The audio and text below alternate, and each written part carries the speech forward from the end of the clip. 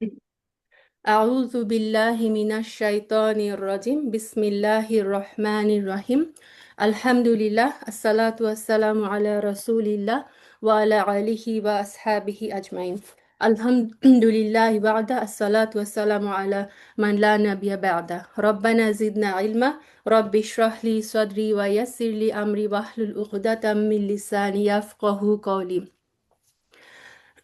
اللهم صل وسلم على نبينا محمد اللهم علمنا ما ينفعنا وانفعنا بما علمتنا وزدنا علما يا رب العالمين سبحانك لا علم لنا إلا ما علمتنا إنك أنت العليم الحكيم আসসালামু আলাইকুম রহমাতুল্লাহি ওয়া বারাকাতুহু প্রিয় বোনেরা আশা করি আল্লাহ আজ্জা ওয়া জাল আপনাদের সবাইকে অনেক ভালো রেখেছেন আলহামদুলিল্লাহ আলহামদুলিল্লাহ আজকে কোরআনের রমাদান যেহেতু মানে আর মাত্র 1.5 মাসের মতো বাকি, তো রমাদান কেন্দ্রিক প্রিপারেশন হিসেবে কোরআনের উপর আমরা একটু বেশি মানে কোরআনের সাথে আমার সম্পর্কটা যাতে একটু ডিপ হয়, কোরআনের যে গুরুত্ব আমার জীবনে সেটা যাতে আমরা আরেকটু বেশি উপলব্ধি করতে পারি, সেই কারণে আমাদের এই সিরিজ কোরআন হৃদয়ের বসন্ত আজকে এটার সেকেন্ড পর্ব। আমরা জানি যে শয়তানের প্রভাবে, আমাদের নাফসের প্রভাবে আমাদের অন্তর কিন্তু মানে আমরা গুনাহ করতে থাকি, এবং আমাদের গুনাহ কিন্তু এই আমাদের যে অন্তরকে সেটাকে কিন্তু কালিমাযুক্ত করে ফেলে, তাই না? রাসূল সাল্লাল্লাহু আলাইহি সাল্লাম বলেছেন যে মানুষ যখন একটা গুনাহ করে তার অন্তরের মধ্যে একটা স্পট পড়ে, মানুষ যখন তওবা করে সে স্পটটা আবার মুছে যায়। তো এই যে দুনিয়ার প্রাচুর্যের মোহ, দুনিয়ার যে প্রবৃত্তির চাহিদা আমাদের নফসকে কি করে দুর্বল করে ফেলে, অসাড় করে ফেলে, এবং মানুষকে প্রতিনিয়ত এই পৃথিবীটার মধ্যে নফসের প্রবৃত্তি এবং শয়তান, মানে ভিতরে আমার নফসের সাথে যুদ্ধ করতে হয় এবং বাইরে রয়েছে আমার শয়তানের বিভিন্ন প্রভাব। তো এই দুইটার শত্রু, আমাদের নফস আমাদের শত্রু, শয়তান আমাদের শত্রু। এই দুই শত্রুর সাথে ক্রমাগত প্রত্যেকটা সেকেন্ডে প্রত্যেকটা মিনিটে কিন্তু আমাদেরকে যুদ্ধ এবং সংগ্রাম করে বেঁচে থাকতে হয়।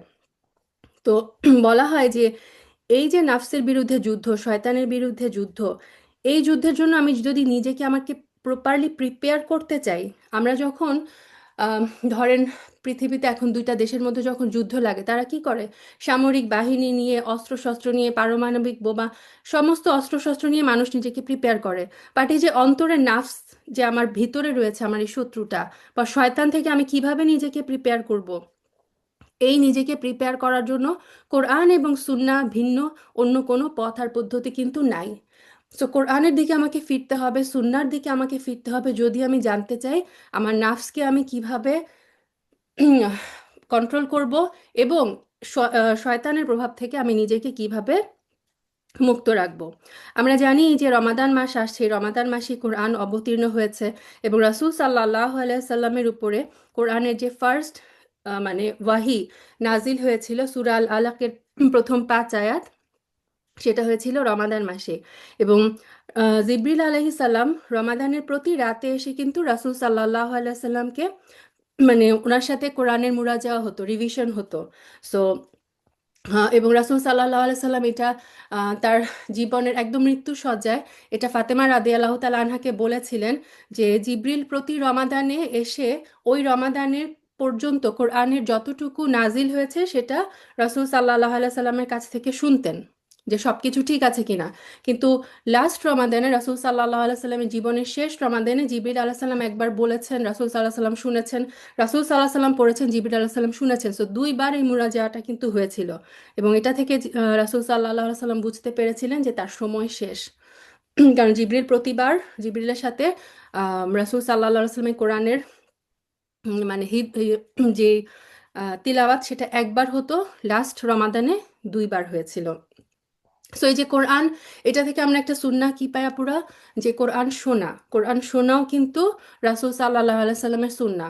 রাসূল সাল্লাল্লাহু আলাইহি সাল্লাম বিভিন্ন সময় বিভিন্ন সাহাবীদেরকে যে বলতেন তুমি একটু কোরআন তেলাওয়াত করো আমি শুনবো, জিবরিল আলাইহিস সালামও তেলাওয়াত করতেন, রাসূল সাল্লাল্লাহু আলাইহি সাল্লামও শুনতেন। সো এই সুন্নাহটা যেন আমরা পালন করার চেষ্টা করি। যখন আমরা এমন কোনো কাজ করছি যেটার মধ্যে খুব বেশি মনোযোগের দরকার হয় না, তখনও কিন্তু আমরা কোরআন ছেড়ে দিয়ে কোরআন শুনতে শুনতে আমরা সেই কাজগুলো সম্পন্ন করতে পারি। ধরেন আপনি ড্রাইভ করে যাচ্ছেন কোথাও, রাস্তায় আপনি একা হাঁটছেন, তখন আমরা কোরআন কিন্তু শুনতে পারি। সো রমাদানে আমরা যখন রমাদানের প্ল্যান করব তখন ইনশাল্লাহ আমরা দেখব যে এভাবে শুনে শুনেও কিন্তু আমরা একটা খতম রমাদানে খুব সহজেই দিতে পারি ইনশাল্লাহ বিইজনিল্লাহ। আচ্ছা, কোরআনুল কারিমের মর্যাদা, ফজিলত এবং বৈশিষ্ট্য নিয়ে যদি একটু বলি, নাম্বার ওয়ান হচ্ছে আমরা সবাই জানি যে কোরআন হচ্ছে রব্বুল আলমিনের কালাম। কোরআন হচ্ছে কালামুল্লাহ, স্পিচ, আমাদের আল্লাহ আজ্জাওয়াজেলের স্পিচ, তার কথা হচ্ছে কোরআন, যেটা তিনি তার নবী মোহাম্মদ সাল্লাহ আলাইসাল্লামের উপর রুহুল আমিন অর্থাৎ জিবরিল আলাইসাল্লামের মাধ্যমে অবতীর্ণ করেছেন। আমরা জানি কোরআন হচ্ছে মানে হুদাল লিন্নাস, তাই না? সমস্ত মানব জাতির জন্য এটা হচ্ছে হুদা, এটা হচ্ছে পথের দিশা। কোরআন কিন্তু শুধুমাত্র মুসলিমদের জন্য না। আল্লাহ সুবহানাহু ওয়া তাআলা বলেছেন যে কোরআন হচ্ছে হুদাল্লিন নাস। এবং তারপরে সূরা বাকারা আল্লাহ সুবহানাহু ওয়া তাআলা আবার বলেছেন যে হুদাল্লিল মুত্তাকিন। আল্লাহ সুবহানাহু ওয়া তাআলা কোরআনকে নাজিল করেছেন সমগ্র বিশ্ব জাতির জন্য হেদায়েত রূপে। কিন্তু সবাই কিন্তু কোরআন থেকে হেদায়েত গ্রহণ করতে পারে না। কারা গ্রহণ করতে পারে? যারা হচ্ছে মুত্তাকি। আল্লাহ সুবহানাহু ওয়া তাআলা যেন আমাদের সবাইকে আল্লাহর মুত্তাকি বান্দাদের মধ্যে শামিল করেন। আল্লাহুম্মা আমিন। আচ্ছা, আল্লাহ আজ্জাওয়াজাল কোরআনের একটা নাম দিয়েছেন ফুরকন। ফুরকন মানে কি? ফুরকন মানে হচ্ছে পার্থক্যকারী। সো কোরআন হচ্ছে হালাল এবং হারামের মধ্যে পার্থক্যকারী, হেদায়েত এবং গোমরাহির মধ্যে পার্থক্যকারী। কোরআন হচ্ছে হক এবং বাতিলের মধ্যে পার্থক্যকারী। সো কোরআন আমাদেরকে যে নির্দেশনা দেয় যে এটাই হচ্ছে হকের পথ, এটাই হচ্ছে বাতিলের পথ, আমরা কিন্তু ওইটার উপরই দৃঢ় থাকব। আমরা আর মাঝামাঝি কোনো পথ খোঁজার চেষ্টা করব না। কোরআন হচ্ছে ফুরকন, এটা সবসময় আমরা মাথায় রাখবো যে কোরআন যেটা বলেছে সেটাই হচ্ছে হক। আর কোরআনে আল্লাহ আজ্জাওয়াজাল দেখবেন যে কখনো কখনো পূর্ববর্তী যে নবী রাসূল এবং পূর্ববর্তী অনেক জাতিদের আল্লাহ কি করেছেন, তাদের ঘটনাবলী আমাদের সামনে এনেছেন। কেন? যাতে আমরা ওই ঘটনাগুলো থেকে শিক্ষা নিতে পারি। তারপরে কোরআনে আল্লাহ আজ্জাওয়াজাল পরবর্তীতে কি হবে, কিয়ামতের দিন কি হবে, সেটাও কিন্তু ক্লিয়ারলি আমাদেরকে বলে দিয়েছেন। আমরা যদি স্পেশালি আম্মা পাড়ার সূরাগুলা দেখি, তাহলে মানে কিয়ামতের দিনটা কিন্তু আমাদের সামনে একদম চোখের সামনে ভেসে ওঠে। কিয়ামতের দিন আকাশের কি অবস্থা হবে, মেঘগুলো কিভাবে, পাহাড়গুলো কিভাবে উড়ে যাবে, সমুদ্রের মধ্যে কিভাবে আগুন লেগে যাবে, কিভাবে মানুষ হাসরের ময়দানে দাঁড়াবে এবং ফেরেশতারা লাইন ধরে দাঁড়িয়ে থাকবে। সব ঘটনাগুলো, কেয়ামতের দিন কি হবে, মানে ভবিষ্যতে কি হবে, সেটাও কিন্তু আল্লাহ আজ্জাওয়াজাল কোরআনে আমাদেরকে জানিয়েছেন। কোরআনে আল্লাহ আজ্জাওয়াজাল মুমিনদের জন্য জান্নাতের সুসংবাদ দিয়েছেন এবং কাফিরদের জন্য জাহান্নামের দুঃসংবাদে দিয়েছেন। কোরআনে আল্লাহ সুবহানাহু ওয়া তাআলা কি বলেছেন, যে এটা হচ্ছে রাসূল সাল্লাল্লাহু আলাইহি সাল্লামকে উদ্দেশ্য করে, যেমন উনি আল্লাহ সুবহানাহু ওয়া তাআলা সূরা ফাতহে বলেছেন যে আম, আপনি হচ্ছেন নাযীরা ওয়া বাশীরা। নাযীর কাদের জন্য? আপনি সতর্ককারী কাদের জন্য? যারা হচ্ছে পাপী, যারা হচ্ছে কাফের, যারা হচ্ছে মুশরিক, যারা হচ্ছে মুনাফিক, তাদের জন্য আপনি হচ্ছেন সতর্ককারী, এবং আপনি হচ্ছেন বাশীরা। বাশীরা মানে সুসংবাদ আহ, বহনকারী। রাসূল সাল্লাল্লাহু আলাইহি সাল্লাম কাদের জন্য সুসংবাদ বহনকারী? মুসলিমদের জন্য, মুমিনদের জন্য, মুত্তাকিদের জন্য। সো কোরআনের যেখানেই আমরা জান্নাতের বর্ণনা পাই, সাথে সাথে কিন্তু জাহান্নামের বর্ণনাও পাই। যেখানে আমরা মুমিনদের জন্য অফুরন্ত পুরস্কারের কথা শুনি, সেখানেই আমরা কিন্তু আবার দেখি যে কাফেরদের জন্য, মুনাফিকদের জন্য, মুশরিকদের জন্য সেখানে কি ভয়ঙ্কর শাস্তির অপেক্ষা করছে। সো আল্লাহ আজ্জাওয়াজাল কিন্তু এই যে মুদ্রার এপিঠ এবং ওপিঠ দুইটাই খুব সুন্দরভাবে আমাদেরকে ব্যালেন্সড ওয়েতে কিন্তু আল্লাহ আজ্জাওয়াজাল আমাদেরকে এগুলো কোরআনে খুব সুন্দরভাবে ব্যাখ্যা করেছেন। সূরা আমের আমের 115 নম্বর আয়াত আল্লাহ সুবহানাহু ওয়া তাআলা কোরআনকে নিয়ে বলেছেন যে আপনার রবের বাক্য হচ্ছে পূর্ণ সত্য এবং সুষম, ব্যালেন্সড। সুবহানাল্লাহ। কোরআনে যদি দেখেন যে মানে কোরআনের একটা স্টাডি অনেক স্কলাররা করেন, যে কোরআনের যে কোনো সূরার শুরুর এবং শেষের মধ্যে দেখবেন যে মিল আছে। একটা সূরা যেভাবে শুরু হয় এবং একটা সূরা যেভাবে শেষ হয়, শুরু আর শেষের মধ্যে কিন্তু একটা মিল থাকে। তারপরে একটা সূরা শেষ হলো এবং পরবর্তী সূরা শুরু, সেটাও দেখবেন মিল থাকে, লিঙ্কড আপ কিন্তু। এটা আল্লাহ আজ্জাওয়াজালের একটা মিরাকেল, যে কোরআন কিন্তু আমরা জানি সবাই যে ধারাবাহিকভাবে কিন্তু নাজিল হয়নি, তাই না? কখনো এই সূরার প্রথম অংশ, এরপরে কোনো একটা ঘটনার প্রবাহে ওই সূরার শেষ অংশ, অনেক পরে, অনেক বছর পরে হয়তো মাঝখানের একটা আয়াত আসলো। কিন্তু কোরআনটা যখন আমরা ধারাবাহিকভাবে পড়ে যাই, সুবহান আল্লাহ সুবহান আল্লাহ, পুরো কোরআনটা হচ্ছে একটা সুতায় গাঁথা। কোথাও কোনো মনে হবে না হুট করে এটা কেন হলো, হুট করে কেন ওইটা হলো না। সমস্ত কোরআনটা হচ্ছে সুষম, সমস্ত কোরআনটা হচ্ছে ব্যালেন্সড, সুবহানাল্লাহ। এটা হচ্ছে কোরআনের একটা মিরাকল। আমরা জানি যে আল কোরআনটা হচ্ছে যেটা বললাম এর আগেও, যে সমস্ত বিশ্ববাসী সবার জন্য এটা হচ্ছে রহমত স্বরূপ। বাট এই রহমত কিন্তু সবাই নিতে পারে না। কোরআন কি করে, যার মানে হৃদয় হচ্ছে গাফেল, গাফেল হৃদয়কে কোরআন মানে জাগ্রত করে। আল্লাহ বলেছেন না যে তোমাদের মানে তোমরা ছিলে মৃত, আমরা ছিলাম মৃত।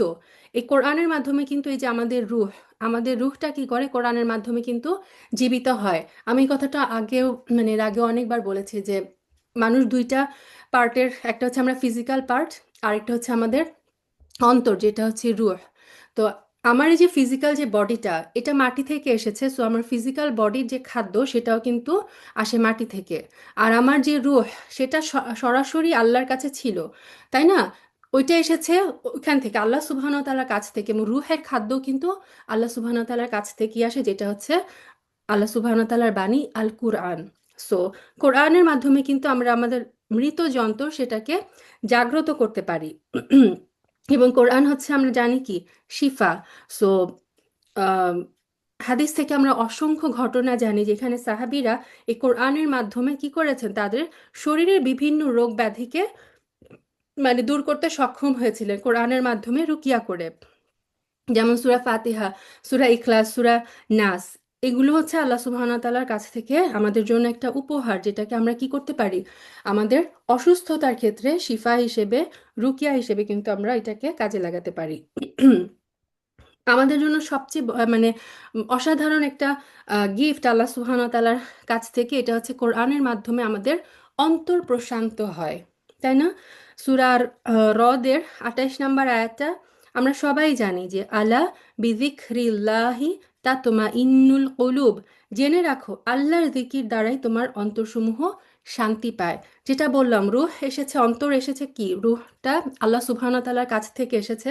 এবং এই রূহ প্রশান্ত হয়, রূহ শান্তি পায় কিসের মাধ্যমে? দুনিয়ার বাড়ি গাড়ি, অর্থ সম্পদ, কোনো কিছু থেকে কিন্তু আমার অন্তর প্রশান্ত হয় না। অন্তর প্রশান্ত করার যে ওষুধ, এটা আল্লাহ সুবহানাহু ওয়া তাআলা কোরআনে দিয়ে রেখেছেন। তিনি নিজেই ডিক্লেয়ার করে রেখেছেন যে কোরআন তেলাওয়াতের মাধ্যমে মুমিনের কি হয়, অন্তর প্রশান্ত হয়। আল্লাহ সুবহানাহু ওয়া তাআলা আমাদের কলবগুলোকে যেন সেই রকম করে দেন যে কোরআন শোনার মাধ্যমে যেন, আল্লাহর জিকির করার মাধ্যমে যেন আমাদের অন্তরসমূহ প্রশান্ত হয়ে যায়। আল কোরআন কিন্তু মানে সর্বশ্রেষ্ঠ জিকির। আল্লাহ সুবহানাহু ওয়া তাআলা বারবার বলেছেন না কোরআনে যে ওয়াজকুরুল্লাহ কাসীরা, একমাত্র জিকিরটাকে নিয়ে বলেছেন যে এটা বেশি বেশি করো। এবং আল কোরআন হচ্ছে আল্লাহর সর্বশ্রেষ্ঠ জিকির। কোরআন হচ্ছে বরকতময়, এবং কোরআনের যে উপকারিতা, সেটার মাধ্যমে মানুষ শুধুমাত্র মানে দুনিয়া এবং আখিরাত উভয় জগতের কল্যাণ এবং উন্নতি কিন্তু মানুষ লাভ করতে পারে এই কোরআনের মাধ্যমে। আচ্ছা, আল কোরআন হচ্ছে এমন একটা কিতাব যেটা আল্লাহ সুবহানাহু ওয়া তাআলা সংরক্ষণের দায়িত্ব নিয়েছেন। সো আমাদের কারো মাঝে আলহামদুলিল্লাহ এই ডাউট নাই যে এই কোরআন কি আসলে এরকমই ছিল। আম, আল্লাহ সুবহানাহু ওয়া তাআলা রাসূল সাল্লাল্লাহু আলাইহি সাল্লামের কাছে এত বছর আগে, 1400 বছরের বেশি সময় হয়ে গেছে, সেই সময় থেকে কিভাবে এটা এই যে মানে সেটা নাজিল হয়েছিল সৌদি আরবিয়ায়, কত দূরে সৌদি আরবিয়া, আমরা কত দূরে আছি, এত ডিস্টেন্স ট্রাভেল করে এত সময়ের ব্যবধানে কিভাবে একটা কিতাব মানে সংরক্ষিত আছে, যেভাবে নাজিল হয়েছিল ঠিক হুবহু রাসূল সাল্লাল্লাহু আলাইহি সাল্লাম যেইভাবে কোরআন তেলাওয়াত করতেন, আলহামদুলিল্লাহ আলহামদুলিল্লাহ, এখন আমরা এত বছর পরে এসে এত দূরে থেকে আমরাও কোরআন সেইভাবে তেলাওয়াত করি। এটা হচ্ছে আল্লাহ সুবহানাহু ওয়া তাআলার মানে কোরআনের আরেকটা মুজিজা। আল্লাহ সুবহানাহু ওয়া তাআলা সূরা আল হিজরের 9 নম্বর আয়াতে বলেছেন যে ইন্না নাহনু নাজ্জালনা যিকরা ওয়া ইন্না লাহু লাহাফিজুন, নিশ্চয়ই আমি কোরআন অবতীর্ণ করেছি এবং আমি তা সংরক্ষণ করব। সো কোরআন সংরক্ষণের দায়িত্ব কিন্তু আল্লাহ সুবহানাহু ওয়া তাআলা নিজে নিয়ে নিয়েছেন। যে কারণে আগে যত আসমানি কিতাব নাজিল হয়েছিল সেগুলো কিন্তু সংরক্ষিত নাই, সেগুলো কিন্তু আমরা জানি যে আহ মানে আল্লাহ সুবহানাহু ওয়া তাআলা যেভাবে নাজিল করে ছিলেন, সে কোরআনের মানে আগের আসমানি কিতাবগুলো কিন্তু বিকৃত হয়ে গেছে। তো আল কোরআনকে সংরক্ষণ, কিয়ামত পর্যন্ত সংরক্ষণ করার দায়িত্ব কিন্তু আল্লাহ আজ্জা ওয়া জাল নিজে নিয়েছেন। সো এটার মধ্যে নো ডাউট যে কিয়ামত পর্যন্ত এই কোরআন এভাবেই অবিকৃত থাকবেন। কোরআনের একটা বৈশিষ্ট্য হচ্ছে, যে ব্যক্তি এটাকে বোঝার এবং অনুধাবন করার চেষ্টা করে, সে এটা দ্বারা অবশ্যই প্রভাবিত হবে। কোরআন অবশ্যই তার অন্তরে নাড়া দেয়। আমরা অনেক সময় ভাবি যে আরবি আমার ভাষা না, কোরআন পড়ে আমি কিছু বুঝি না, সো আমরা বোঝার চেষ্টাই ছেড়ে দিই, তাই না? আল্লাহ সুবহানাহু ওয়া তাআলা এটা মানে তিনি বলেছেন যে কোরআন হচ্ছে বোঝার জন্য সহজ, সো তোমরা কি করো, জাস্ট চেষ্টা করো। আমরা, এটা ঠিক, আমরা যখন সরাসরি বাংলা তর্জমা পড়ি, সরাসরি যখন বাংলা ট্রান্সলেশন পড়ি, আমরা কিন্তু বুঝতে পারি না। কিন্তু যখনই আমরা একটু আরবি গ্রামার পড়ব, যখনই আমরা একটু তাফসিরে ঢোকার চেষ্টা করব, যখনই একটু ডিটেলে জানার চেষ্টা করব, তখন এই কোরআনটা মানুষের অন্তরকে এমনভাবে নাড়া দেয়, মানুষ এমনভাবে এটা দ্বারা প্রভাবিত হয় যে সে নিজেকে কি করতে পারে, পরিশীলিত করতে পারে, মার্জিত করতে পারে, তার নাফসকে সে সংশোধন করতে পারে।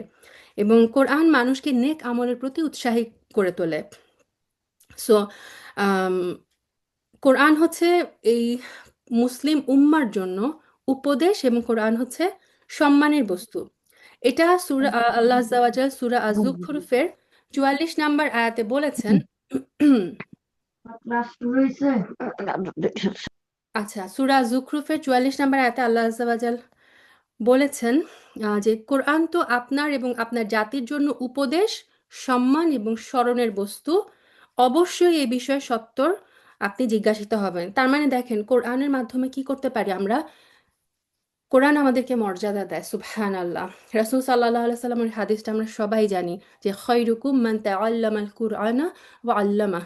তোমাদের মধ্যে সে হচ্ছে সর্বোত্তম যে কোরআন শিখে এবং অন্যকে শিখায়। তার মানে আমরা যদি নিজেদেরকে সম্মানিত করতে চাই, সবচেয়ে বেশি সম্মানিত করতে চাই, আমরা কি করব, আইদার কোরআনের টিচার হব অথবা কোরআনের স্টুডেন্ট হয়ে যাব। কোরআনের টিচার আমরা সবাই হতে পারবো না, কোরআনের স্টুডেন্ট তো আমরা সবাই হয়ে যেতে পারি, তাই না বোনেরা? সো আপনারা মানে যে যার পড়ার মানে অবস্থা যেই রকমই হোক না কেন, আমরা সবাই আসুন একটা মানে আল্লাহ সুবহানাহু ওয়া তাআলার কাছে ওয়াদা করি যে আল্লাহ, তুমি বলেছো, তোমার রাসূল আমাদেরকে জানিয়েছেন যে সর্বোত্তম ব্যক্তি হচ্ছে সে যে নিজে কোরআন শিখে এবং যে অন্যকে কোরআন শেখায়। সো আমি যেন সেই দলের অন্তর্ভুক্ত হতে পারি যে অ্যাটলিস্ট কোরআন শিখে। এবং আমরা যখন শিখতে থাকবো ইনশাআল্লাহ এক সময় আল্লাহ আজ্জা ওয়া জাল তৌফিক দিলে আমরা শেখানোর যে মর্যাদা সেটাও পেয়ে যাবো ইনশাআল্লাহ। আচ্ছা, হুম, সলাতের মধ্যে আমরা দেখেন ৫ ওয়াক্ত সলাত আমাদের পড়তেই হয়। আমরা জানি যে শাহাদার পরে সবচেয়ে গুরুত্বপূর্ণ যেই ইবাদত, ইসলামের যে রুকন সেটা কি? সেটা হচ্ছে সালাহ। এবং সালার মধ্যেও কিন্তু দেখেন কুরআল সূরা ফাতিহা যদি আমরা না পড়ি, তাহলে কিন্তু কি আমার সলাত শুদ্ধ হবে না। কারণ রাসূল সাল্লাল্লাহু আলাইহি ওয়াসাল্লাম বলেছেন, বুখারী মুসলিমের হাদিসে আছে যে যে ব্যক্তি সূরা ফাতিহা পড়ে না তার সলাতই হয় না। সো আমি যদি সলাতও পড়তে যাই, আমাকে কিন্তু কোরআন জানতেই হবে। হুম, যারা হিদায়াত চায়, যারা চায় যে মানে তারা হেদায়েতের পথে চলুক এবং হেদায়েতের পথে চলার চেষ্টা করে, আল্লাহ সুবহানাহু ওয়া তাআলা তাদের উদ্দেশ্যে কোরআনের তেলাওয়াত বুঝা, হিফজ করা এবং এই যে তাদাব্বুর, তাফাক্কুর, মানে কোরআনের যে বিষয়বস্তু সেগুলাকে নিয়ে চিন্তা ভাবনা করা, তার নির্দেশ অনুযায়ী আমল করা, এগুলো আল্লাহ সহজ করে দিয়েছেন। তো আমাদের যেটা করতে হবে, আমাদের চেষ্টাটা চালিয়ে যেতে হবে। এবং সুবহানাল্লাহ, সুবহানাল্লাহ, কেউ যদি কোরআনের মানে কোরআন শিখতে চায় বা দিনের যে কোনো ক্ষেত্রে আল্লাহ আজ্জা ওয়া জালের কালাম যদি কেউ বুঝতে চায়, ধরেন সেটা তেলাওয়াতি হোক, কোরআনি গ্রামারই হোক, অথবা তাফসির হোক, তাদাব্বুর, তাফাক্কুর, আল্লাহ সুবহানাহু ওয়া তাআলা এটা ওয়াদা করেছেন, তিনি তাদের জন্য এটা সহজ করে দিবেন। আমাদের যেটা করতে হবে, ফার্স্ট স্টেপটা নিতে হবে, চেষ্টাটা শুরু করতে হবে, রাস্তা আল্লাহ আজ্জা ওয়া জাল খুলে দিবেন। সূরা আল কমারে আল্লাহ সুবহানাহু ওয়া তাআলা বারবার একটা আয়াত বলেছেন যে এবং আমরা কোরআনকে সহজ করে দিয়েছি বুঝা এবং উপদেশ গ্রহণ করার জন্য। আমরা জানি আল্লাহ যেটা বলেন সেটা সত্য, তাই না? সো এটা আল্লাহর ওয়াদা যে আল্লাহ কোরআনকে সহজ করে দিয়েছেন। তারপর আল্লাহ বলেছেন, কোনো চিন্তাশীল উপদেশ গ্রহণকারী আছে কি? তার মানে এটা এখন আমার আপনার দায়িত্ব যে আমরা স্টেপটা নিব কোরআন বোঝার, কোরআন থেকে উপদেশ গ্রহণ করার, কোরআন সুন্দরভাবে তেলাওয়াত করার। কোরআন হচ্ছে আল্লাহ সুবহানাহু ওয়া তাআলার পক্ষ থেকে একটা নিয়ামত এবং আমাদের জন্য বিশেষ একটা অনুগ্রহ। তাই আমাদের কি করা উচিত? এই যে আমাদেরকে আল্লাহ সুবহানাহু ওয়া তাআলা মানে এই যে নিয়ামতটা দিয়েছেন এটার জন্য আল্লাহর শুক্রিয়া করা উচিত এবং সর্বদা আল্লাহ সুবহানাহু ওয়া তাআলার মানে প্রতি কৃতজ্ঞতা প্রকাশ করা উচিত। এই কথাটাও কিন্তু আল্লাহ সুবহানাহু ওয়া তাআলা সূরা ইউনূসের ৫৮ নম্বর আয়াতে বলেছেন যে বলুন আল্লাহর অনুগ্রহ এবং মেহেরবানি, সুতরাং উম, এর প্রতি তাদের আনন্দিত এবং সন্তুষ্ট হওয়া উচিত। ঠিক আছে, আল্লাহ সুবহানাহু ওয়া তাআলা নিজেই কিন্তু দেখেন আমাদেরকে বলে দিচ্ছেন যে তিনি আমাদেরকে যেই নিয়ামত দিচ্ছেন তার জন্য আমাদেরকে কি করতে হবে? আনন্দিত হতে হবে এবং সন্তুষ্ট হতে হবে, তার বেশি বেশি কৃতজ্ঞতা আদায় করতে হবে। এখন আজকে আমরা আল কোরআনের হক নিয়ে আলোচনা করব। আমাদের মানে আনফরচুনেটলি দেখেন, আমরা এটা সবাই জানি যে কোরআন হচ্ছে পৃথিবীর একমাত্র বই যেটা হচ্ছে মানুষ একদম কাভার টু কাভার মুখস্থ করে ফেলতে পারে, তাই না? ছোট মানে ছোট ছোট বাচ্চারা, সুবহানাল্লাহ, ছোট ছোট বাচ্চারা থেকে শুরু করে অনেক বয়স্ক মানুষ, অনেক সময় আমরা নিউজে দেখি যে মানে ৮০ বছরের বেশি বয়স্ক একজন আহ, কোরআন কোরআনের হিফজ করে ফেলেছে। আবার অনেক সময় আমরা দেখি যে ৬ বছর ৭ বছরের বাচ্চারা কোরআন হিফজ করে ফেলে। কিভাবে সম্ভব? এই যে মানে কাভার টু কাভার কোরআন একদম ওয়ার্ড টু ওয়ার্ড এবং টান মাদ সহ কিভাবে মুখস্থ করা সম্ভব? এটাও হচ্ছে আল্লাহ সুবহানাহু ওয়া তাআলার একটা মিরাকেল। পৃথিবীতে সবচেয়ে বেশি মানে ঘন ঘন যে বইটা পড়া হয় সেটা কি? আল কোরআন। কিন্তু এইটাও হচ্ছে একটা মানে কি বলবো, অত্যন্ত দুঃখজনক সত্য যে এই বইটাই আমরা পড়ি, এটাই মনে হয় পৃথিবীর একমাত্র বই যেটা আমরা পড়ি না বুঝে। আপনি দেখেন তো, আপনি অন্য যে কোনো বইয়ের কথা চিন্তা করেন, সেটা পাঠ্য বই হোক অথবা গল্পের বই হোক, আমরা কি মানে অন্য কোনো বই এভাবে পড়ি যে অন্য ভাষার একটা বই আমরা পড়ছি অথচ আমরা কিছু বুঝছি না, জাস্ট মানে রিডিং পড়ে গেলাম? এটা কি সম্ভব? অন্য কোনো বইয়ের ক্ষেত্রে কিন্তু আমরা এটা করি না, যেই যাই আমরা পড়ি আমরা কি করি? বুঝার চেষ্টা করি। অথচ এটাই হচ্ছে সবচেয়ে বড় আনফরচুনেট মুসলিমদের জন্য, যে আমরা কোরআন তেলাওয়াত করে যাই। আমরা ভাবি কি? আমরা ভাবি যে তেলাওয়াত করাটাই হচ্ছে কোরআনের হক আদায় করা, কোরআনকে মূল্যায়নের জন্য যথেষ্ট। আমি তেলাওয়াত করলাম রমাদানে, একদম ফাতেহা থেকে নাস পর্যন্ত পড়ে ফেললাম, ব্যাস আমার দায়িত্ব শেষ। সুবহানাল্লাহ, এটা হচ্ছে কোরআনুল কারিমের অবমূল্যায়ন। যারা এই যে মনে করে যে তেলাওয়াত করাটাই হচ্ছে কোরআনের হক আদায় করা, কোরআন মূল্যায়নের জন্য যথেষ্ট, তাদের সম্পর্কে ইমাম ফুদাইল ইবনে আইয়াদ চমৎকার মানে রহিমাহুল্লাহ তিনি চমৎকার একটা কথা বলেছেন। তিনি বলেছেন যে কোরআন অনুযায়ী আমল করার কোরআন তদনুযায়ী আমল করার জন্য অবতীর্ণ হয়েছে। আল্লাহ সুবহানাহু ওয়া তাআলা কোরআন কেন অবতীর্ণ করেছেন বোনেরা? যাতে এই কোরআনের মাধ্যমে আমরা দিক নির্দেশনা পাই, কোরআনের কথা অনুযায়ী আমরা আমল করি। তো ফুদাইল রাহিমাহুল্লাহ বলছেন যে কোরআন সেই অনুযায়ী আমল করার জন্য অবতীর্ণ করা হয়েছে। আল্লাহ সুবহানাহু ওয়া তাআলা কোরআন অবতীর্ণ করলেন মানুষ যেন সেই অনুযায়ী আমল করতে পারে। অথচ লোকেরা শুধু তেলাওয়াতকেই আমল বানিয়ে বসে আছে। সুবহানাল্লাহ, এই কথাটা কিন্তু আমাদের সবার ক্ষেত্রে প্রযোজ্য, তাই না? আমরা ভাবি যে কোরআনের উপর আমল করা মানে কি? শুধু কোরআন তেলাওয়াত করা। আমি তেলাওয়াত করে ফেললাম, আমার কাজ শেষ, আমার দায়িত্ব শেষ কোরআনের প্রতি। না, কোরআনে আল্লাহ সুবহানাহু ওয়া তাআলা কি বলেছেন, কোরআনে আল্লাহ সুবহানাহু ওয়া তাআলা কোন কোন কাজকে হালাল বলেছেন সেটাকে আমার হালাল জানতে হবে, মানতে হবে। কোরআনে আল্লাহ যেটাকে হারাম বলেছেন সেটার হারাম আমার মানতে হবে। যা যা আদেশ দিয়েছেন সেটাকে পালন করতে হবে, যেটা থেকে নিষেধ করেছেন সেটা থেকে বিরত থাকতে হবে।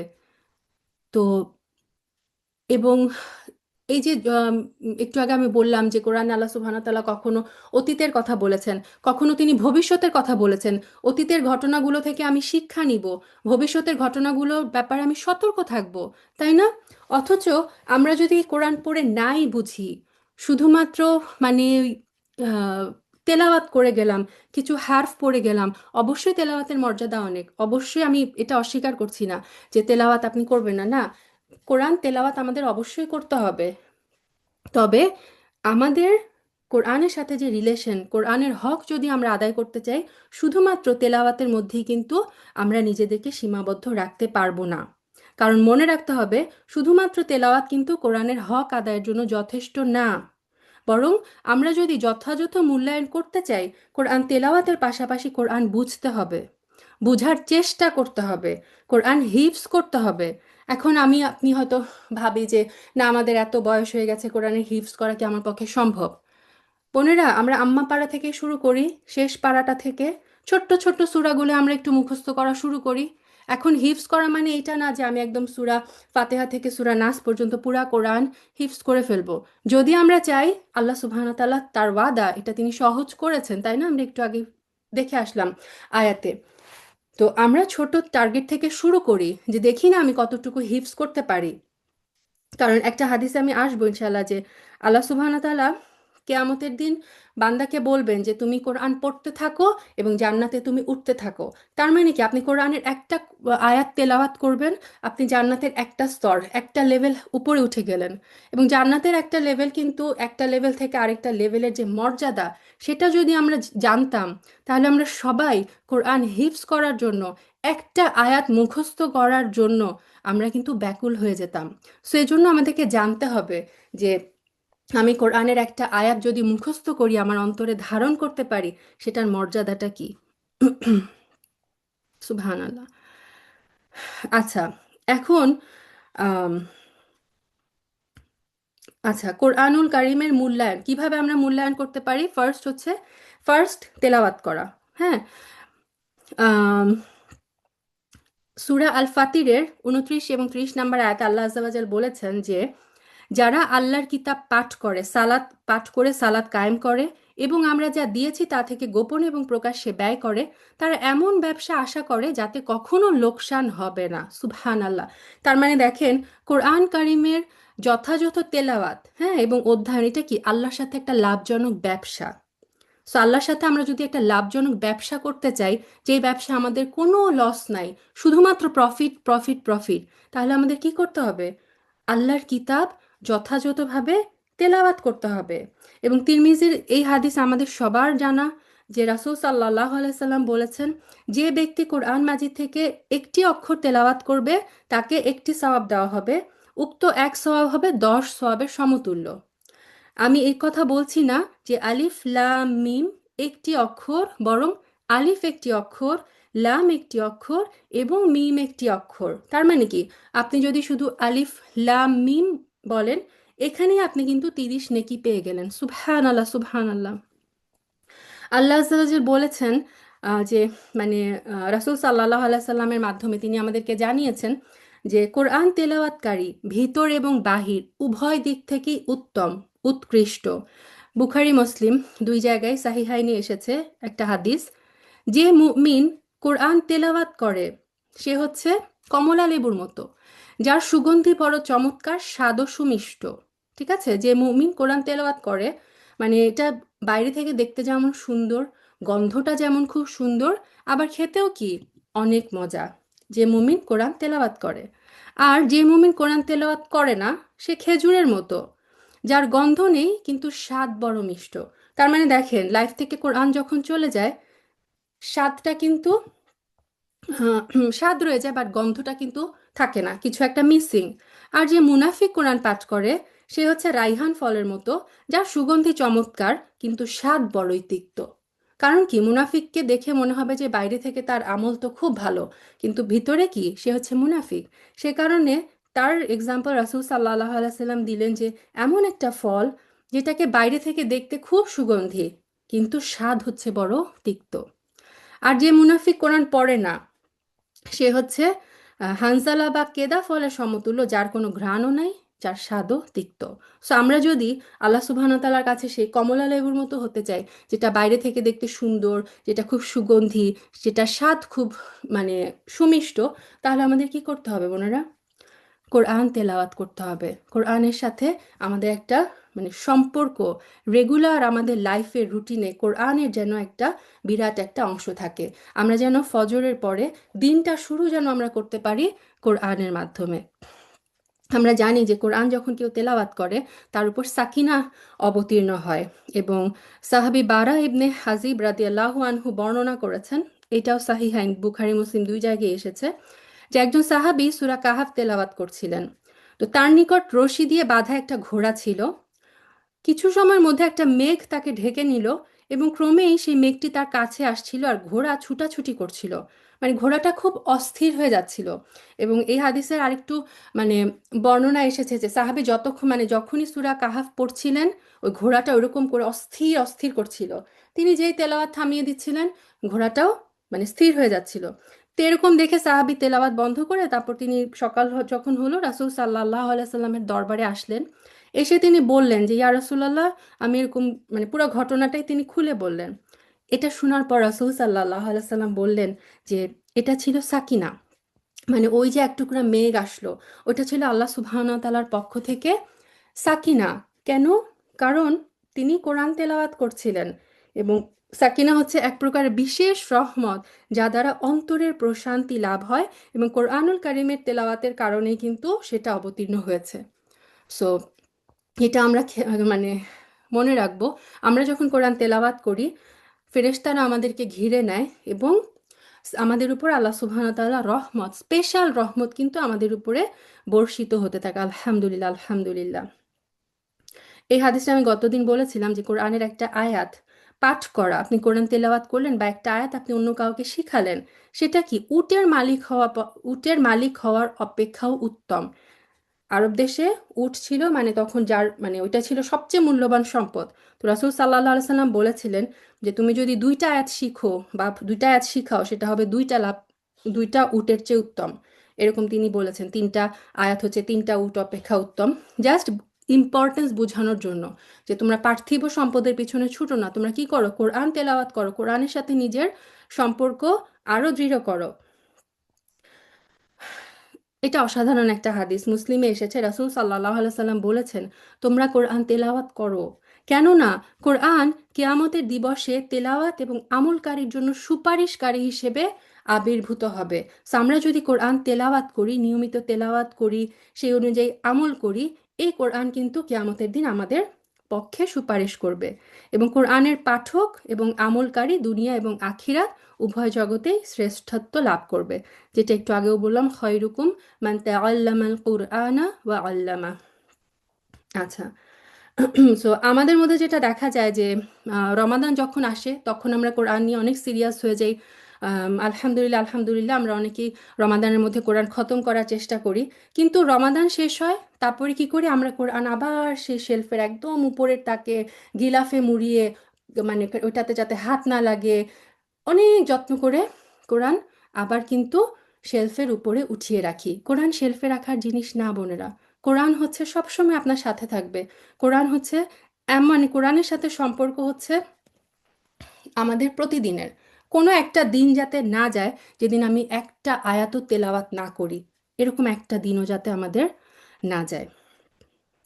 আচ্ছা, এখন চলে আসি আল কোরআনের হক কি। হ্যাঁ, খুব সময় খুব বেশি নেই। কোরআনুল কারিমের বেশ কিছু হক আছে যেগুলো আদায় করা হচ্ছে আমাদের জন্য আবশ্যক। এর অনেকগুলো হক এমন যে আমরা যদি মানে আদায় না করি কিয়ামতের দিন রাসূল সাল্লাল্লাহু আলাইহি ওয়াসাল্লাম আহ, আচ্ছা, এই হকগুলো যদি আমরা আদায় না করি রাসূল সাল্লাল্লাহু আলাইহি সাল্লাম কিয়ামতের দিন তার বিরুদ্ধে মানে যে ব্যক্তি এই হকগুলো আদায় না করবে তার বিরুদ্ধে আল্লাহর দরবারে অভিযোগ করবেন। আল্লাহ আমাদের মাফ করুক। সূরা ফুরকানের 30 নম্বর আয়াতে এই কথাটা আল্লাহ আযজা ওয়া জাল্লা আমাদের জানিয়েছেন যে কিয়ামতের দিন রাসূল বলবেন, হে আমার রব, নিশ্চয়ই আমার জাতি এই কোরআনকে পরিত্যাজ্য করেছে। তো কোরআন কি কি করলে পরিত্যাজ্য করা হয় এটা কিন্তু আমরা লাস্ট হালাকায় বলেছিলাম, আমি আজকে সময় স্বল্পতার জন্য আর ওখানে যাচ্ছি না। চলে আসি আমরা যে আমাদের উপর কোরআনের কি কি হক আছে। নাম্বার 1 হচ্ছে ঈমান আনা। কোরআনের হকগুলোর মধ্যে প্রধান হক হচ্ছে কোরআনের আমাদের উপর যে ফার্স্ট অধিকার সেটা হচ্ছে কোরআনের প্রতি ঈমান আনা। কোরআনের প্রতি ঈমান আনার অর্থ কি? কোরআন যে আল্লাহর কালাম, কোরআন হচ্ছে মানে সর্বশেষ আসমানি কিতাব এবং এই কিতাবের মধ্য দিয়ে পূর্ববর্তী সমস্ত আসমানি কিতাব রহিত হয়ে যায়। মানে কোরআন আসার পরে পূর্ববর্তী কোনো আসমানি কিতাবের কোনো বিধান ওগুলো কিন্তু আর থাকবে না। এখন আমাদের জন্য একমাত্র হেদায়াতের যে আল্লাহ সুবহানাহু ওয়া তাআলার পক্ষ থেকে যে নির্দেশ কার্যকর থাকবে কিয়ামত পর্যন্ত, সেটা হচ্ছে আল কোরআন। এবং আল কোরআন হচ্ছে সমস্ত বিশ্বমণ্ডলীর জন্য, সমস্ত বিশ্বের সমস্ত মানুষের জন্য হেদায়াত। কোরআন হচ্ছে আল্লাহর পক্ষ থেকে নূর বা আলো। ঠিক আছে, এই জিনিসগুলো আমাদেরকে বিশ্বাস রাখতে হবে, দৃঢ় বিশ্বাস রাখতে হবে। কোরআনের সেকেন্ড হক হচ্ছে সহিভাবে পড়তে জানা। কোরআন শিক্ষা করা ফরজ। প্রত্যেক মুসলিমকে কোরআন পড়া জানতে হবে। আল্লাহ সুবহানাহু ওয়া তাআলা শুরুই করেছেন কিভাবে আমাদের উপর, যে মানে কোরআন তিনি নাজিল করলেন, সর্বপ্রথমেই তিনি কি বলেছিলেন? ইকরা, পড়ো। সো আমাদেরকে পড়তে হবে, কোরআন সহিভাবে পড়তে হবে। রাসূল সাল্লাল্লাহু আলাইহি সাল্লাম কোরআন শিক্ষার ব্যাপারে নির্দেশ দিয়ে বলেছেন যে তোমরা কোরআন শিক্ষা করো এবং তা তেলাওয়াত করো। তার মানে আমাকে জানতে হবে কোরআন সহিভাবে কিভাবে তেলাওয়াত করতে হয়। এখন আমরা ধরেন উম, অনেকেই আমার মতো অনেকেই আছেন যে আম, আমরা ছোটবেলা থেকে যেভাবে শিখেছি, এখন এসে আমরা বুঝতে পারছি যে না, আমরা অনেক কিছু ভুল শিখেছি। আনফরচুনেটলি আমরা সিফাত নিয়ে আমাদের কোনো আইডিয়াই ছিল না। আমি নিজের কথা বলছি, সিফাত বলে যে একটা জিনিস আছে, এই জিনিসটা আমি 2 বছর আগেও জানতাম না।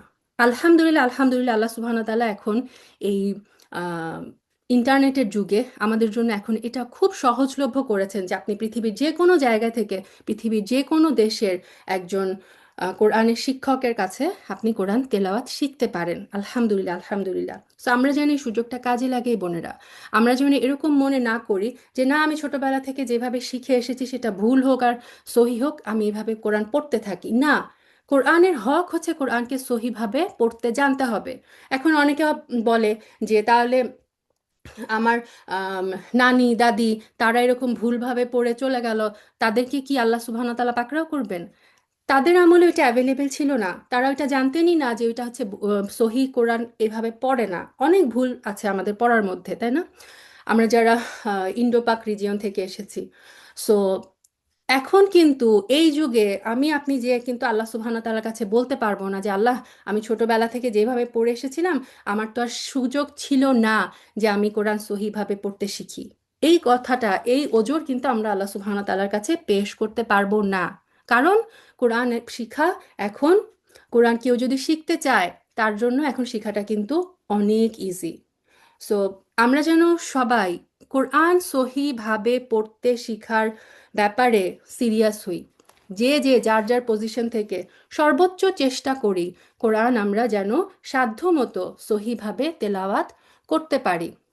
জাস্ট একটা এক্সাম্পল দেই। কোরআন আমরা যখন ধরেন এই যে মাদ, স্পেশালি এক আলিফ যে মাদগুলো, এক আলিফ মাদের আমরা যদি ভুল দেই, যেখানে আল্লাহ সুবহানাহু ওয়া তাআলা এক আলিফ মাদ দিয়েছেন সেখানে যদি আমরা না দেই, অথবা যেখানে মাদ আছে আমি কিন্তু মাদ দিলাম না, ওটাতে কিন্তু অর্থ চেঞ্জ হয়ে যায়। তো কোরআনে আল্লাহ সুবহানাহু ওয়া তাআলা একটা কথা বললেন, আপনি ওখানে একটা হরফ বাদ দিয়ে দিলেন, অথবা আপনি নিজে থেকে একটা হরফ অ্যাড করে দিলেন, এটা কিন্তু কি লাহানে জালি। এটার মাধ্যমে কি হবেন? আপনি গুনাহগার হয়ে যাবেন। খুবই ভয়ঙ্কর, এটা কিন্তু খুব সিরিয়াস। সো ধরেন কলা, হ্যাঁ, কলা, কফের পরে আলিফের মধ্যে মাদ আছে, লামের পরে খালি লাম ফাথা লা। তো কলা, কলা মানে হচ্ছে হি সেড, সে একজন পুরুষ বলেছিল। আমি যদি কলার জায়গায় বলি কলা, কি করলাম? লামে টান দিলাম। তাহলে বোনেরা কি হবে মিনিং জানেন? তারা দুইজন পুরুষ বলেছিল। তার মানে দেখেন, লামের পরে আলিফ ছিল না, আমি নিজে থেকে একটা আলিফ অ্যাড করে দিলাম। আমি কি করলাম? আল্লাহ সুবহানাহু ওয়া তাআলার কালামের মধ্যে হস্তক্ষেপ করলাম, যেটা টোটালি নিষেধ, হারাম। সো আমাদেরকে কি করতে হবে? আমাদের বেশি অনেকেরই ভুল হয় হচ্ছে এই মাদে, একালিফ মাদে। আমরা কি করি? ধরেন কলা আছে, তারপর আরেকটা শব্দ আছে, ওই পরের মানে শব্দটার ফার্স্ট হরফ দেখতে দেখতে আমাদের এদিকে কি হয়, ফার্স্ট শব্দের লাস্টে আমরা একটা টেনে ফেলি, কলা মানে আমরা ওই পরের কি আছে দেখতে দেখতে এদিকে কিন্তু টান দিয়ে ফেলি।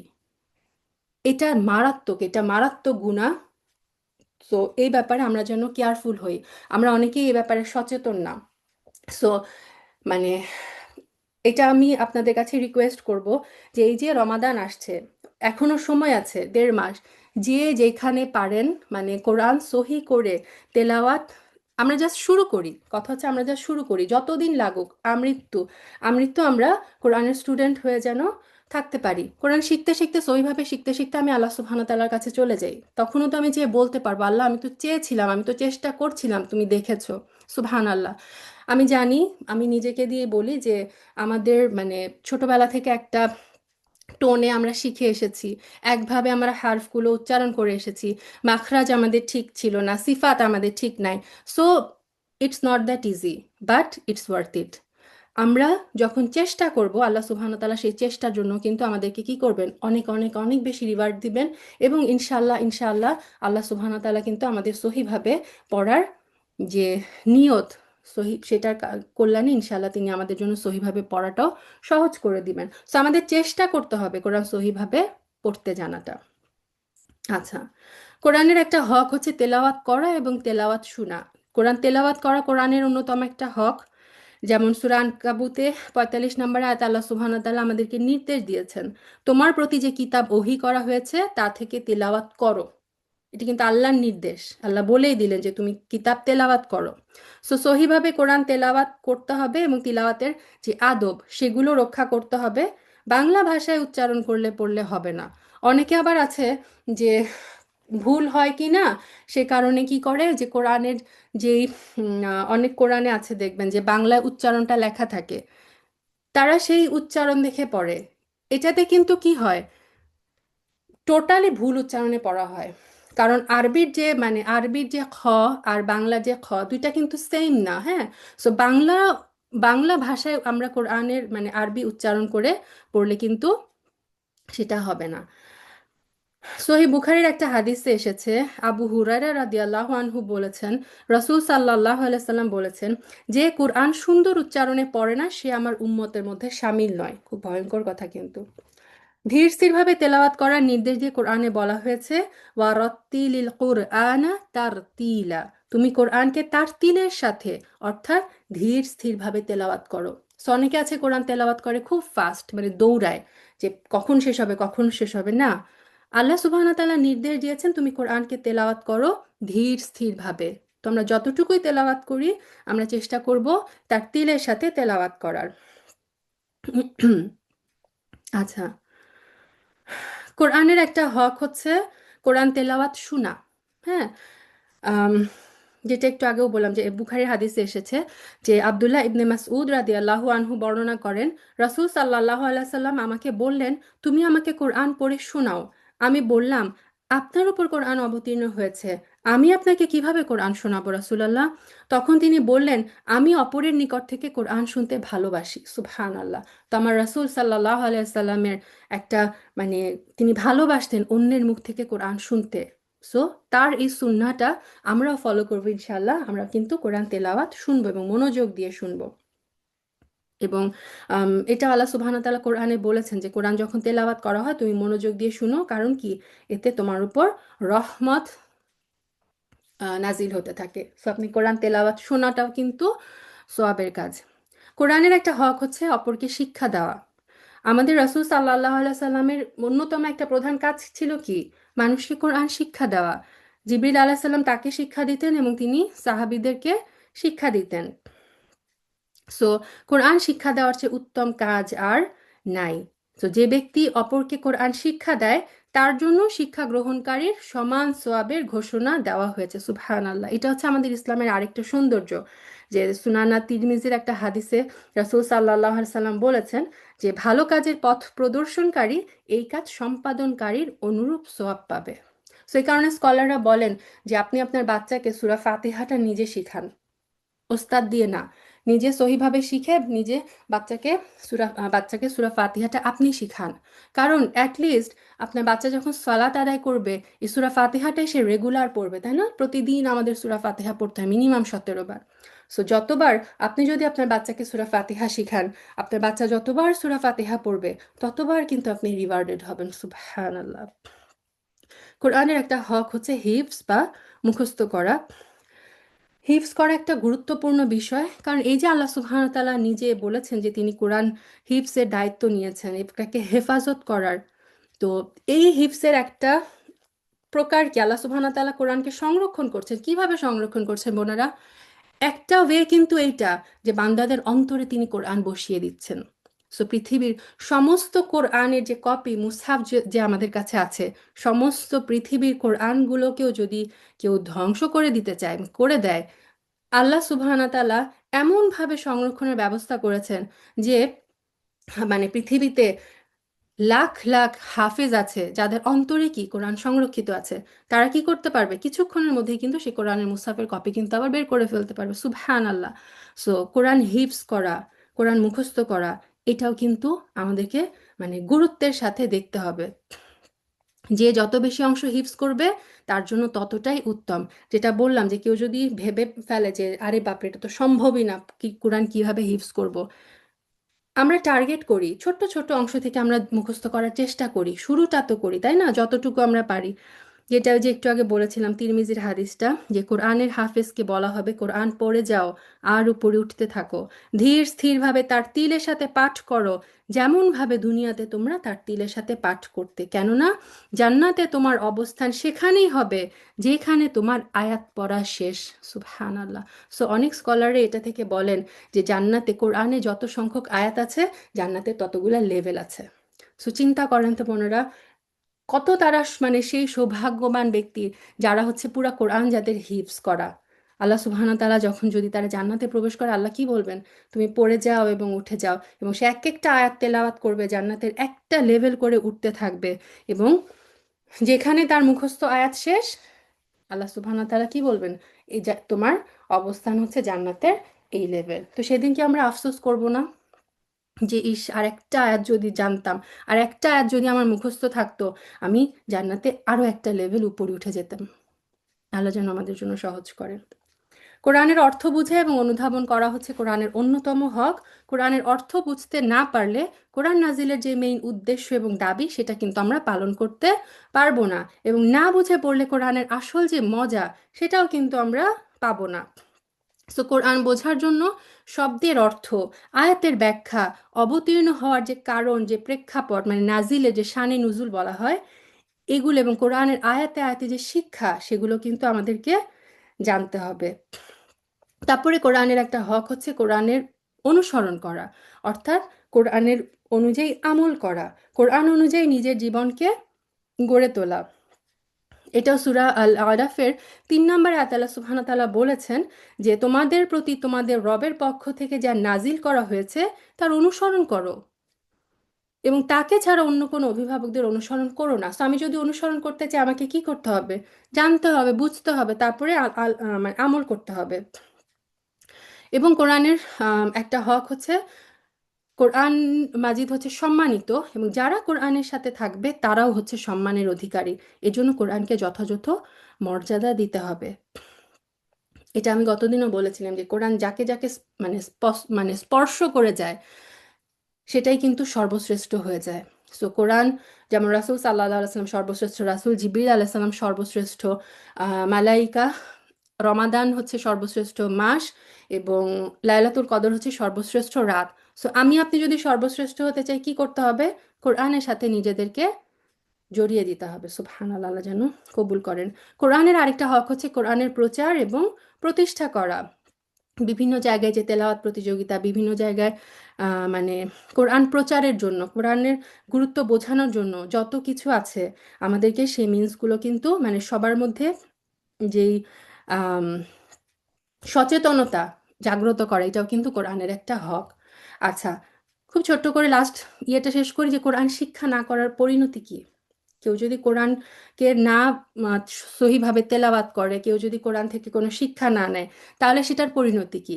নাম্বার ওয়ান হচ্ছে রাসূলের অভিযোগ পেশ, যেটা একটু আগে বললাম যে কিয়ামতের ভয়াবহ অবস্থায়, এমনিতেই কিয়ামতের দিন আমরা জানি যে সবার কি অবস্থা হবে, ইয়া নাফসি করতে থাকবে, মানুষ তার আম, পাপ অনুযায়ী ঘামের মধ্যে ডুবে যাবে, সূর্য থাকবে মাথার জাস্ট 1 হাত উপরে।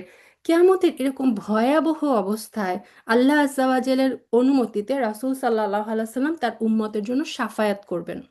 সো আমরা সবাই রাসূল সাল্লাল্লাহু আলাইহি সাল্লামের উম্মত হিসেবে চাই যে সেদিন যেন রাসূল সাল্লাল্লাহু আলাইহি সাল্লাম আমাদের জন্য শাফায়াত করেন।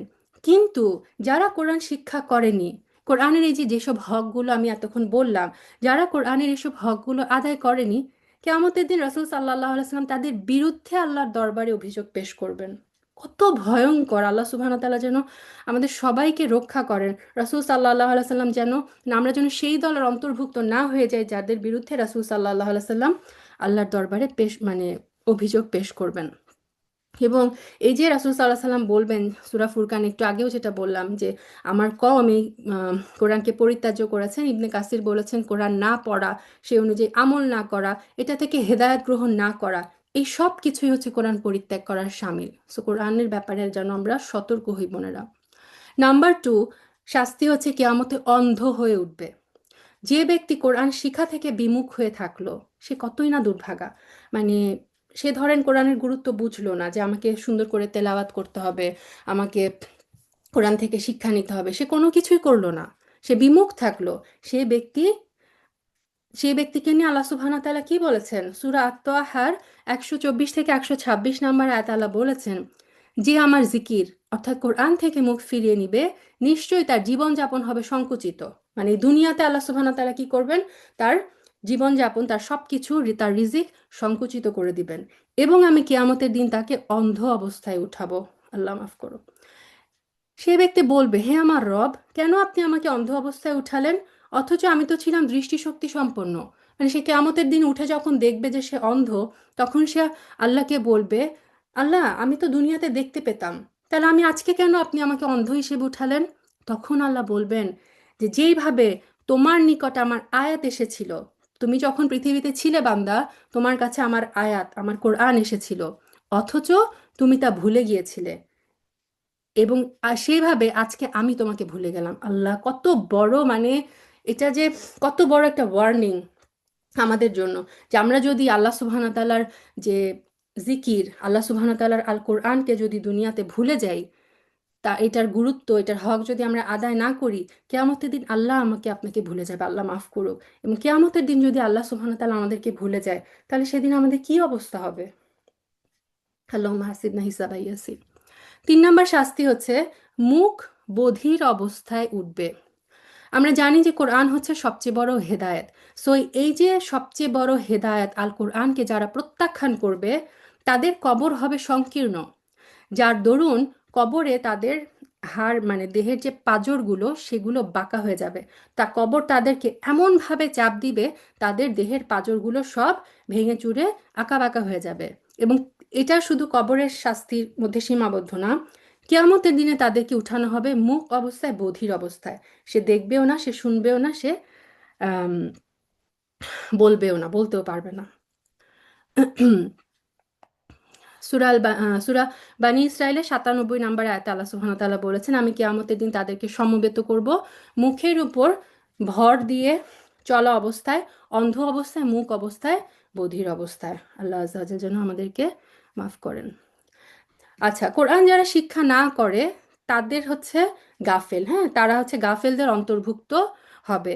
সূরা আরাফের 179 নম্বর আয়াতে আল্লাহ বলেছেন, এরা হচ্ছে চতুষ্পদ জন্তুর ন্যায়।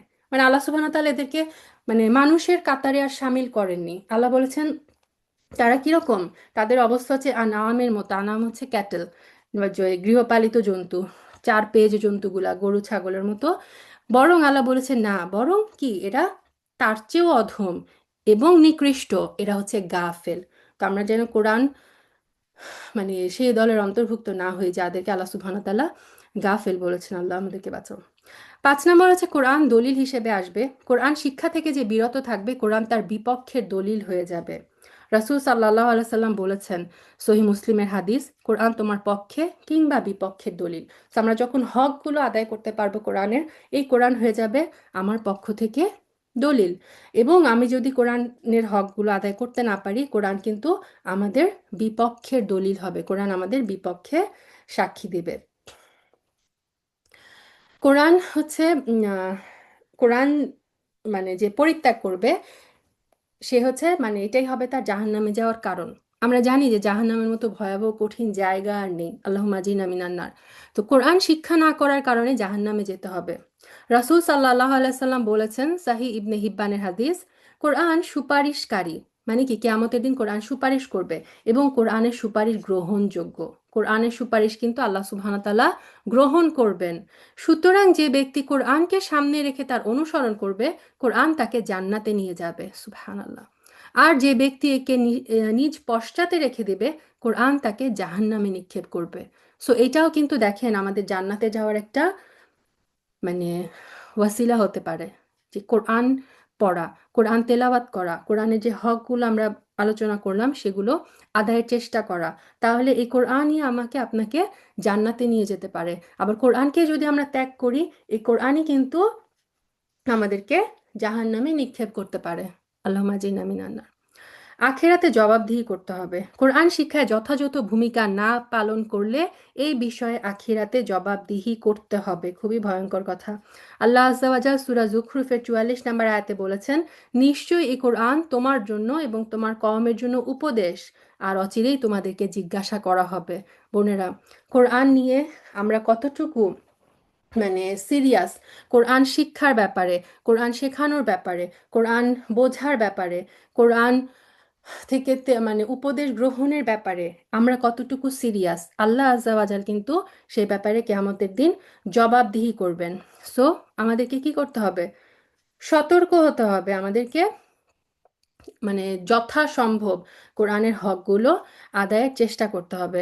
এমনভাবে কোরআনের সাথে আমাদের রিলেশন বিল্ড আপ করতে হবে, কোরআনের এই কিয়ামতের দিন কোরআন যেন আমাদের পক্ষে দলিল হয়ে যায়।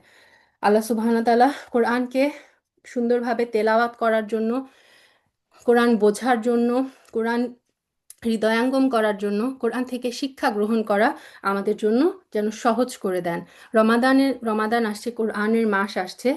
এই রমাদানে আমরা যেন কোরআন তেলাওয়াত করে, কোরআন শিক্ষা করে আল্লাহ সুবহানাহু ওয়া তাআলার প্রিয় বান্দীদের অন্তর্ভুক্ত যেন হয়ে যেতে পারি। সুবহানাকা আল্লাহুম্মা ওয়া বিহামদিক আশহাদু আল্লা ইলাহা ইল্লা আনতা আস্তাগফিরুকা ওয়া আতুবু ইলাইক। সুবহানা রাব্বিকা রাব্বিল ইজ্জাতি আম্মা ইয়াসিফুন ওয়া সালামুন আলাল মুরসালিন আলহামদুলিল্লাহি রাব্বিল আলামিন। আসসালামু আলাইকুম ওয়া রাহমাতুল্লাহি ওয়া বারাকাতুহু।